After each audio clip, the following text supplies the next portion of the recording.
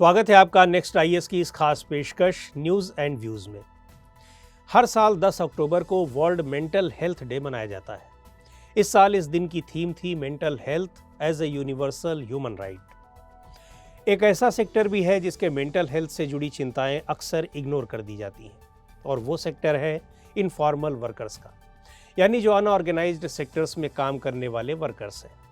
News and views में आज इसी अनऑर्गेनाइज्ड सेक्टर्स और उसमें काम करने वाले वर्कर्स की बात होगी।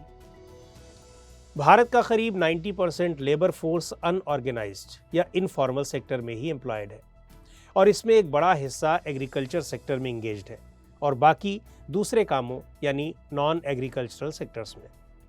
इतनी बड़ी संख्या में लगे ये मजदूर नेशनल इनकम में तो अच्छा खासा कंट्रीब्यूट करते हैं, लेकिन इनकी खुद की फाइनेंशियल और फिजिकल कंडीशन वीक ही रहती है, जिसका रिजल्ट ये होता है कि उन्हें कई तरह की मेंटल प्रॉब्लम्स घेर लेती हैं। उसके पास यदि अच्छा काम है तो वो मेंटल हेल्थ को पॉजिटिव वे में लेता है, लेकिन यदि उसे अनएम्प्लॉयमेंट, अनस्टेबिलिटी या फिर कुछ दूसरी परेशानियां हैं तो सिचुएशन बिगड़ जाती है। जिन वर्कर्स को कम मजदूरी मिलती है, इनसिक्योर जॉब्स होती हैं या फिर आइसोलेशन में रहकर उन्हें काम करना होता है, उन्हें साइको सोशल रिस्क का ज़्यादा खतरा रहता है और इस तरह उनकी मेंटल हेल्थ बिगड़ती है। यूनाइटेड नेशंस डेवलपमेंट प्रोग्राम के मुताबिक अनएम्प्लॉयमेंट और poor quality employment mental health को लगातार बिगाड़ता रहता है। भारत के इनफॉर्मल वर्कफोर्स की बात करें तो उसके सामने कई तरह के चैलेंजेस हैं। भारत का इनफॉर्मल सेक्टर कुल वर्किंग पॉपुलेशन का करीब 90% है। ये मजदूर अक्सर बिना किसी प्रोटेक्शन और इनसिक्योर माहौल में काम करते हैं। उनके काम के घंटों का भी कोई भरोसा नहीं होता। सोशल और फाइनेंशियल प्रोटेक्शन बहुत कम मिलता है।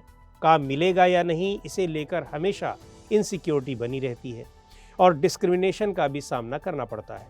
इस तरह ये सारे रीजन्स उनकी मेंटल हेल्थ को ख़राब करते हैं।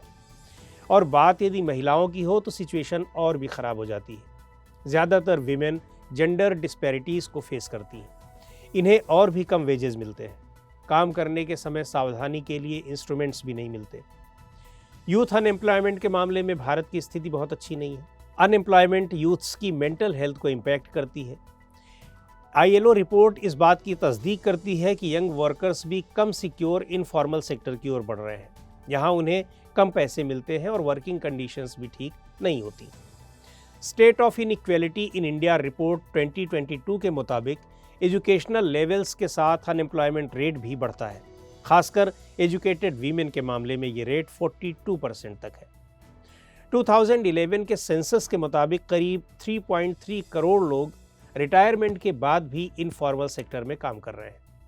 भारत में एल्डरली एम्प्लॉयमेंट पर आईएलओ की एक स्टडी से पता चलता है कि इकोनॉमिक डिपेंडेंसी और एक्सेस टू फाइनेंशियल एसेट्स के टर्म्स में वे भी हाई पॉवर्टी का सामना कर रहे हैं। एल्डरली वर्किंग लोगों को जब प्रॉपर फाइनेंशियल और हेल्थ केयर सिक्योरिटी नहीं मिलती तो फिर इसका उनकी फिजिकल और मेंटल हेल्थ पर बुरा प्रभाव पड़ता है। इसे दूर करने के लिए गवर्नमेंट ऑफ इंडिया के इनिशिएटिव्स की बात करें तो इसके लिए कई कॉन्स्टिट्यूशनल और लीगल प्रोविजंस किए गए हैं। आर्टिकल 21 के तहत right to a dignified life को एक फंडामेंटल राइट माना गया है, जिसमें मेंटल हेल्थ भी शामिल है। वहीं आर्टिकल 47 के तहत पब्लिक हेल्थ सुधारने के लिए स्टेट की ये ड्यूटी है कि वो न्यूट्रिशन और लिविंग स्टैंडर्ड के लेवल को बढ़ाएगा और पब्लिक हेल्थ को इम्प्रूव करेगा। मोस्ट वल्नरेबल और अंडर प्रिविलेज्ड सेक्शंस के लिए मिनिमम मेंटल हेल्थ केयर की अवेलेबिलिटी और एक्सेसिबिलिटी को इंश्योर करने के लिए 1982 में national mental health programme NMHP की शुरुआत की गई। 2017 में मेंटल हेल्थ केयर एक्ट पारित किया गया, जो मई 2018 से इफेक्टिव हो गया है। इसने मेंटल हेल्थ एक्ट 1987 को रिप्लेस किया। ये एक्ट भारत में सुसाइड अटेम्प्ट्स को डीक्रिमिनलाइज करता है। इस एक्ट में WHO गाइडलाइंस को मेंटल इलनेस के मामले में कैटेगराइज किया गया है। इस एक्ट का सबसे सिग्निफिकेंट प्रोविजन इसके एडवांस्ड डायरेक्टिव्स हैं, जो मेंटल हेल्थ से जूझ रहे किसी व्यक्ति को अपने ट्रीटमेंट की अनुमति देता है और वो किसी को अपना प्रतिनिधि भी नियुक्त कर सकता है। ये एक्ट इलेक्ट्रोकन्वल्सिव थेरेपी ECT के इस्तेमाल पर भी रोक लगाता है और माइनर्स के मामले में इसे पूरी तरह बैन करता है और इंडियन सोसाइटी में स्टिग्मा को टैकल करने वाले मेजर्स को बताता है। किरण हेल्पलाइन इस दिशा में एक महत्वपूर्ण कदम है जो आत्महत्या रोकने और क्राइसिस मैनेजमेंट में कारगर रही है। यह helpline early screening, first aid, psychological support, distress management, mental wellbeing और साइकोलॉजिकल क्राइसिस मैनेजमेंट प्रोवाइड करती है और इसका संचालन department of empowerment of persons with disabilities द्वारा किया जाता है। आशा इंटरनेशनल का South Asian mental health outreach programme है, जिसे साथी भी कहते हैं। इसका मकसद मेंटल हेल्थ और इमोशनल वेलबींग के बारे में अवेयरनेस को प्रमोट करना है। वर्ल्ड मेंटल हेल्थ रिपोर्ट 2022 में बताया गया है कि मेंटल हेल्थ की समस्या के निस्तारण के लिए कम्युनिटी बेस्ड केयर और पीपल सेंटर्ड, रिकवरी ओरिएंटेड और ह्यूमन राइट्स ओरिएंटेड केयर को मजबूत किए जाने की ज़रूरत है।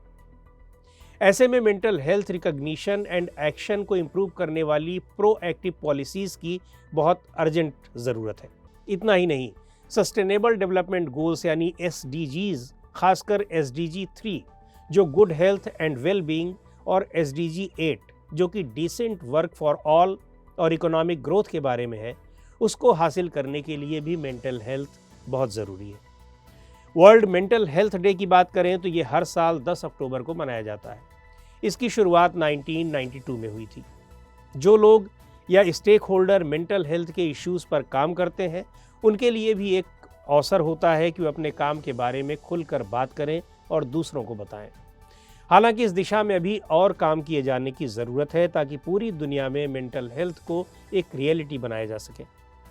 कुल मिलाकर इसका मकसद पूरी दुनिया में मेंटल हेल्थ को लेकर अवेयरनेस बढ़ाना और इसे सपोर्ट करने के लिए जो प्रयास किए जा रहे हैं उन्हें मोबिलाइज करना है। एक इम्पॉर्टेंट बात यह भी है कि मेंटल हेल्थ को कैसे डिटरमिन किया जाए। कोई व्यक्ति किस समय और किस हद तक मेंटल हेल्थ से प्रभावित है, इसे डिटरमिन करने वाले मल्टीपल फैक्टर्स हैं, जैसे सोशल, साइकोलॉजिकल, बायोलॉजिकल फैक्टर्स। उदाहरण के लिए वायलेंस और लगातार बने रहने वाले सोशियो इकोनॉमिक प्रेशर्स को मेंटल हेल्थ के लिए रिस्क माना जाता है। एक अन्य एविडेंस सेक्सुअल वायलेंस से जुड़ा है। इसके साथ ही poor mental health, rapid social change, stressful work conditions, gender discrimination, social exclusion, unhealthy lifestyle, physical ill health और ह्यूमन राइट्स वायलेशंस भी मेंटल हेल्थ को अफेक्ट करती हैं। कुछ स्पेसिफिक साइकोलॉजिकल और पर्सनालिटी फैक्टर्स भी हैं जो लोगों को मेंटल हेल्थ के प्रति बहुत संवेदनशील बना देते हैं, यानी वे बहुत जल्दी इसकी चपेट में आ जाते हैं। इन बायोलॉजिकल रिस्क में जेनेटिक फैक्टर्स शामिल होते हैं। तो आज की इस एपिसोड में इतना ही। अगले एपिसोड में फिर मिलेंगे एक नए टॉपिक के साथ। आपको ये प्रोग्राम कैसा लगा, कमेंट करके हमें ज़रूर बताएं। आप अपने सुझाव भी हमें भेज सकते हैं।